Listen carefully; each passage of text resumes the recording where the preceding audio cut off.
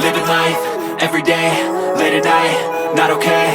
All I want, and I pray, all I need are some better days. Fuck me, I'm looking in the mirror, so foggy, but I've never seen clearer. I don't really think anyone can save me, and honestly I'm not really sure I want saving. I like to be my own worst enemy. There's no risk if you don't try at anything, so I'ma just keep buying everything. See you in the next life, have to be a better me. I don't think that my head's on straight, gotta flip it and grip it and go and get an x-ray.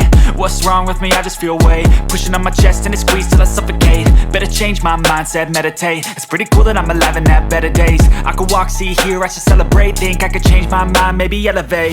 Living life, everyday, late at night, not okay.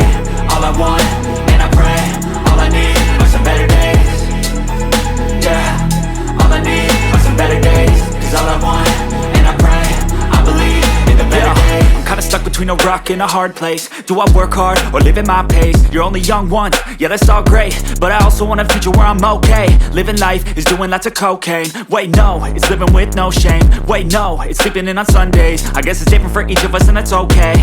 Well I just wanna be happy, how to get there? Glad that you asked me.